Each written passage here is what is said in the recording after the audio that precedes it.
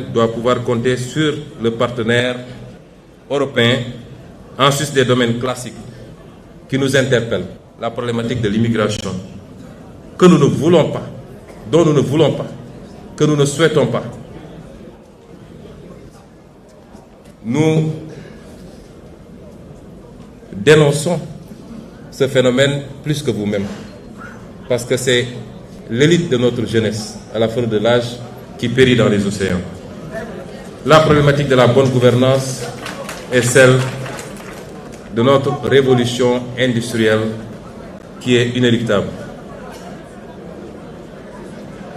Je me garderai de faire les développements sur chacun de ces points, puisque j'en avais fait, mais je ne veux pas être trop long, sur la technologie, l'efficacité énergique et la transition écologique, les investissements directs et la coopération technique, les questions d'immigration et de bonne gouvernance, que je vais traiter un peu.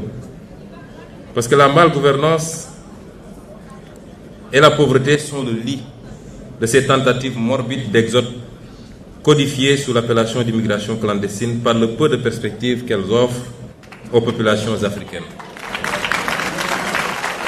J'ai dit une fois qu'en réalité, l'immigration est un phénomène naturel aussi vieux que le monde.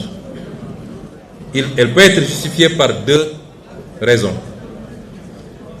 Simplement parce que, premièrement, les gens ne trouvent plus à s'épanouir là où ils sont installés. Ou deuxièmement, que d'autres sont venus prélever leurs richesses et ils suivent le même chemin que leurs richesses.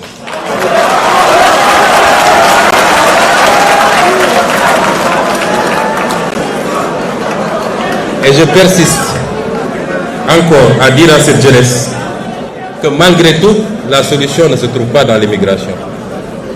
Et qu'aujourd'hui, ce que tous les peuples ont fait pour faire de leur pays ce qu'il est devenu, nous pouvons faire plus et mieux et obtenir plus que mieux. Notre challenge se trouve ici, en Afrique. La question monétaire, qui est une question qui nous semble fondamentale. Parce que, M. Mélenchon, nous avons, comme je l'ai dit, un pays à transformer. Et cette extraordinaire jeunesse que vous voyez attend beaucoup de nous. Et c'est pourquoi le plus difficile, ce n'est pas d'avoir un programme avec des axes que nous ferons ceci dans l'agriculture, ceci dans l'industrie, ceci dans la fourniture des biens et services de première nécessité.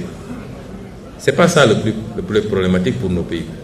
Le plus difficile, c'est d'aller chercher les moyens là où ils sont. Et nos moyens sont énormes, mais ils nous échappent. Et nous allons les chercher là où ils sont.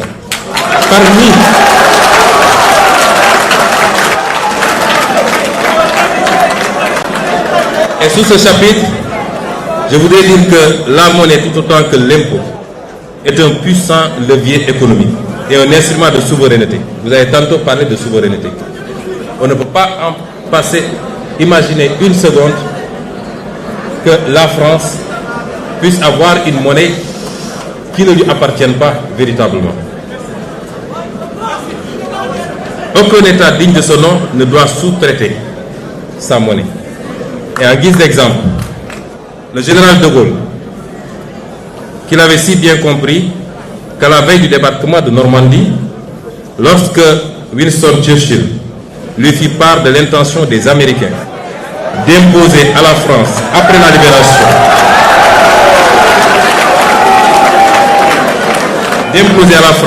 la libération, une nouvelle administration, une monnaie appelée billet drapeau, le général piqua une colère noire. Vous connaissiez ces colères. Allez, faites la guerre avec votre fausse monnaie, rétorqua-t-il. Ce billet ne circula que peu de temps en Normandie, notamment un seul mois, deux ou trois mois, de juin à août 1944, avant d'être définitivement retiré. Voici ce que nous en disions sur la question monétaire dans notre ouvrage intitulé « Solutions pour un Sénégal nouveau ».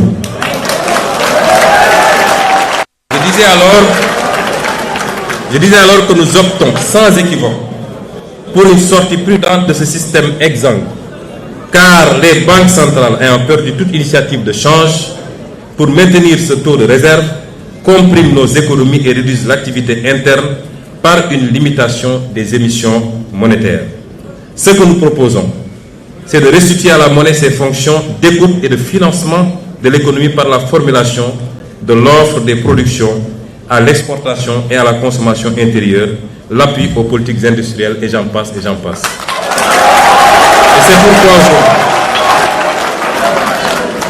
Et c'est pourquoi aujourd'hui, dans notre option de renforcer notre marché financier national par divers leviers, parmi lesquels des investisseurs étrangers qui acceptent de combler notre déficit d'épargne pour partie en monnaie locale. Imaginez-vous que les pays africains s'endettent en devises étrangères et donc sont exposés aux fluctuations du marché. Aucun pays africain presque ne peut s'endetter en devises locales. Et cela doit cesser parce que nous en subissons les contre-coups. Et ce que nous voulons également, c'est une monnaie flexible, arrimée au moins à 2 devises, à même d'aider à amortir les chocs exogènes et accompagner notre compétitivité à l'exportation.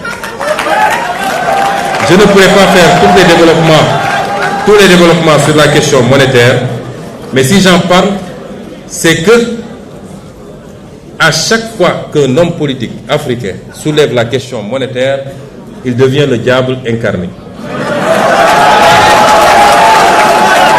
Nous n'avons pas le droit de parler de notre propre monnaie. On n'en débat jamais au Parlement, on refuse d'en débattre dans les plateaux de télévision, et pourtant vous pouvez débattre de l'euro sur la tribune.